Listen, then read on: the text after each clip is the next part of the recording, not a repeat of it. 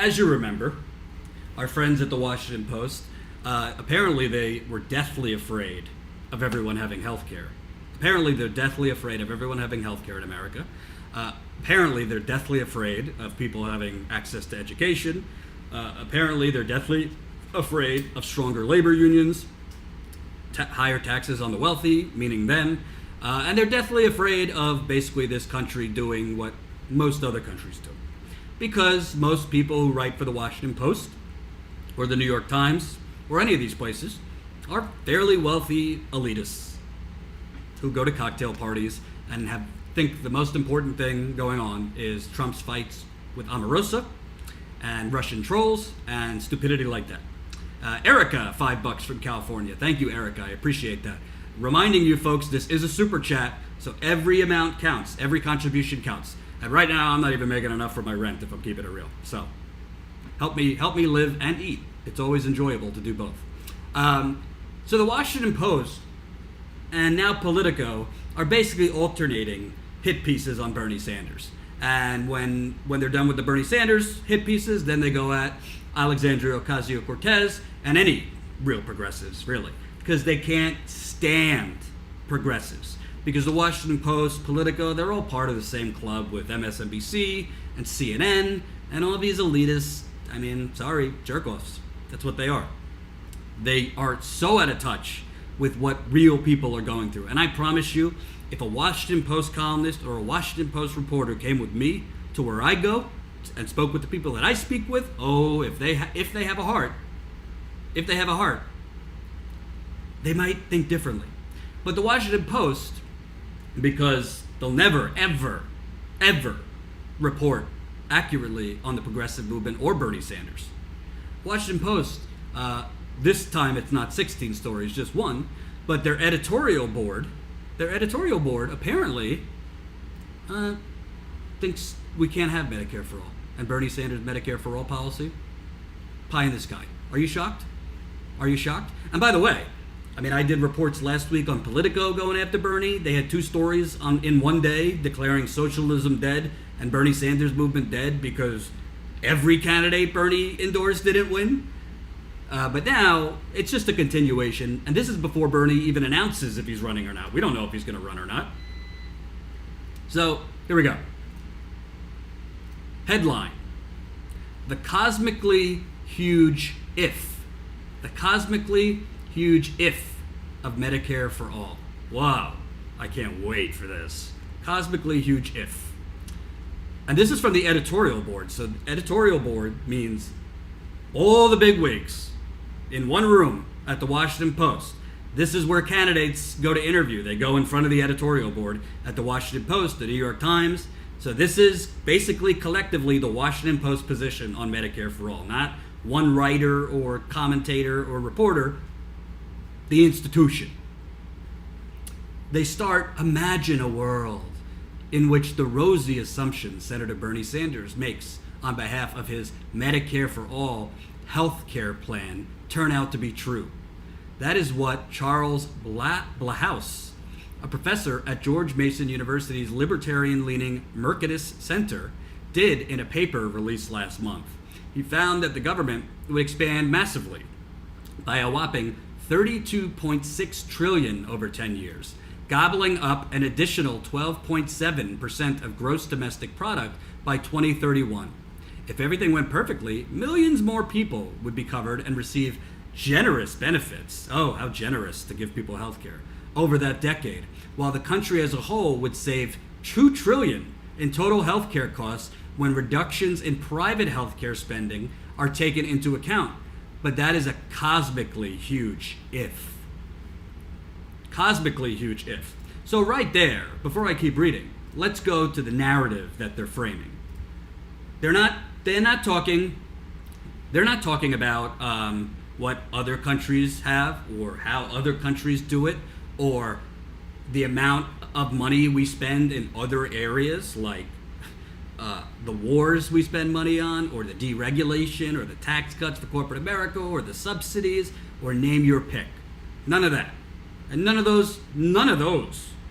Have you ever read a story in the Washington Post, the New York Times, or anywhere that starts with imagine a world about endless war or about the $715 billion defense budget that Democrats just helped pass? No. So let me continue this Washington Post fantasy. Mr. Sanders' bill would move practically all responsibility for spending on Americans' health care onto the federal budget. It would offer health care coverage to everyone with zero copays and extended dental, vision, and hearing benefits to all.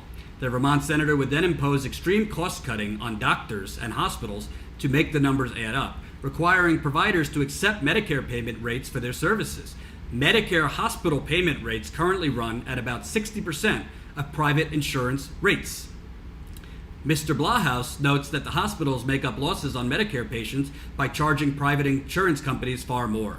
If hospitals and doctors were forced to accept Medicare rates, perhaps some facilities and physicians would be able to generate heretofore unachieved cost savings that would enable their continued functioning without significant disruptions.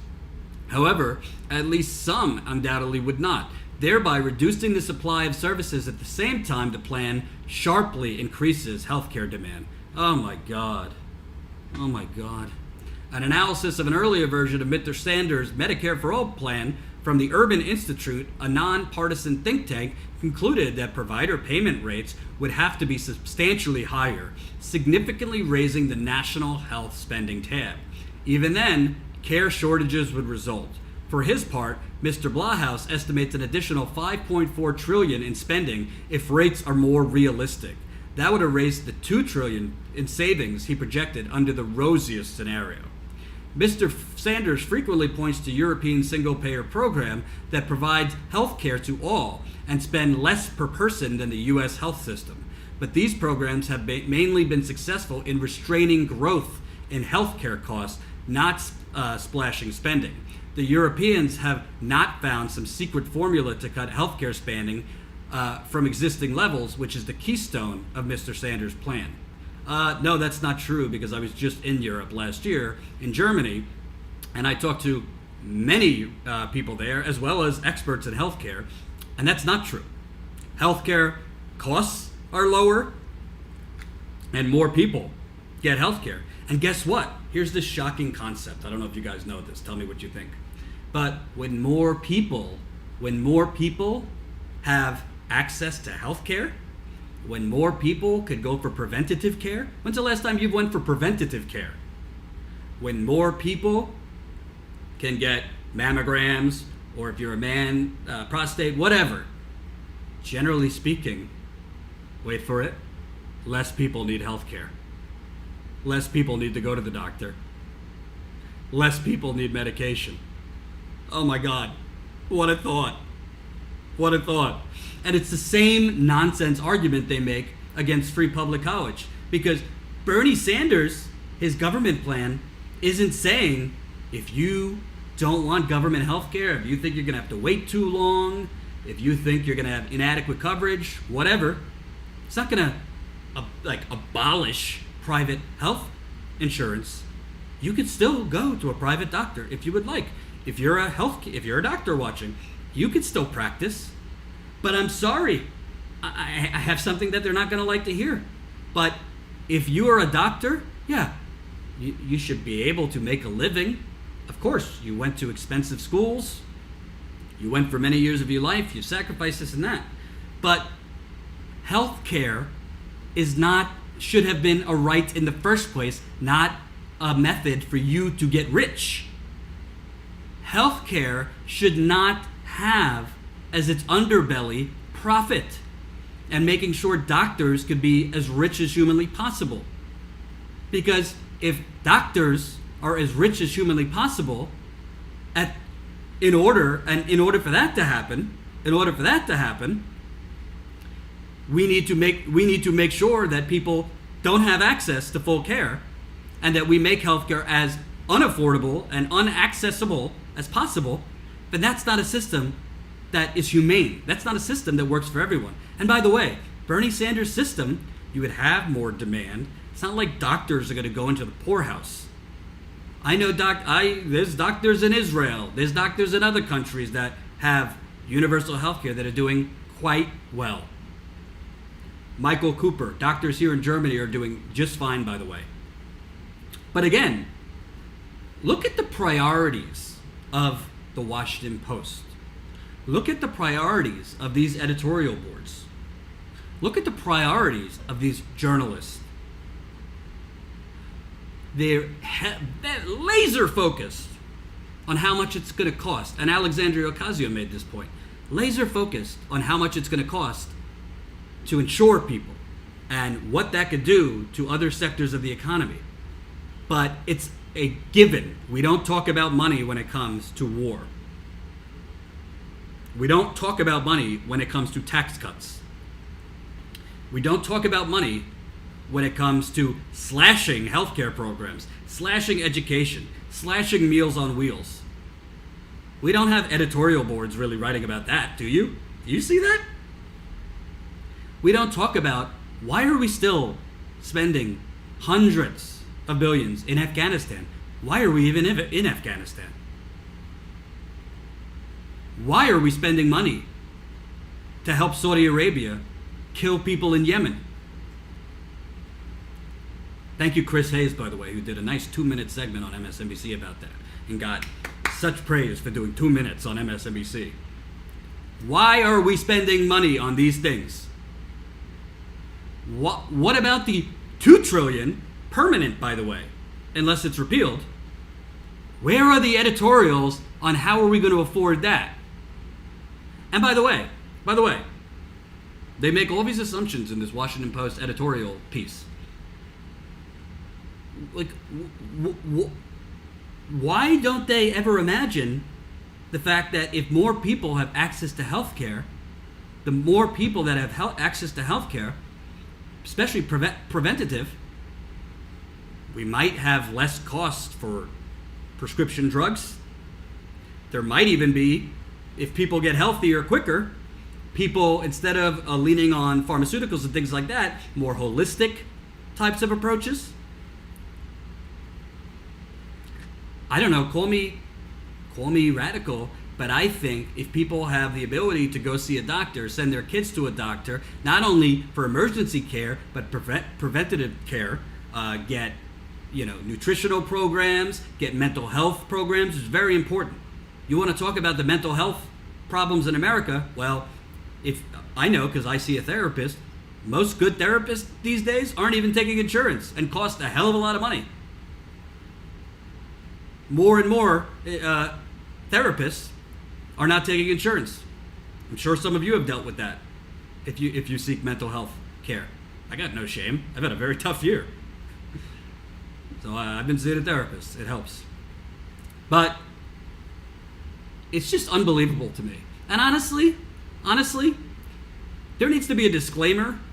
There needs to be a disclaimer on all of these stories, on all of these columns, on all these editorial board positions, on what the average salary and healthcare package is for the people writing it. I want to know how much, on average, do the people on the Washington Post editorial board make. I want to know, what is your healthcare package, which I promise you, because it's coming from Amazon and Jeff Bezos, probably pretty good. I want to know if you, at the Washington Post editorial board, if you've had a problem, whether it be autoimmune or something as serious as cancer, how quickly did it take you to get into a doctor? What kind of doctor were you able to see? Let's keep it real here. So because you're more accomplished in the eyes of society and work at the Washington Post, you should have great employer health care. But for other people struggling who might not have a job or work 2 to 3 jobs, or even if they do have a job, their company keeps paying less and less for health care, and what they do get isn't even enough. Those people, sorry, just can't do it. Just can't do it. This isn't that it can't be done. This is the ruling class in this country, which the media is in bed with, don't want it to be done. That's the truth. The ruling class in this country do not want the majority of people to have access to health care. And you know what? Until we as a society say, no, we're not going to accept anymore health care having a profit motive. Sorry, pharmaceutical companies. Same thing with education. Education shouldn't have a profit motive. Everyone should have access to free public college. Just like access to K through 12. You want to send your kid to Yale or a private school? Nobody's stopping you.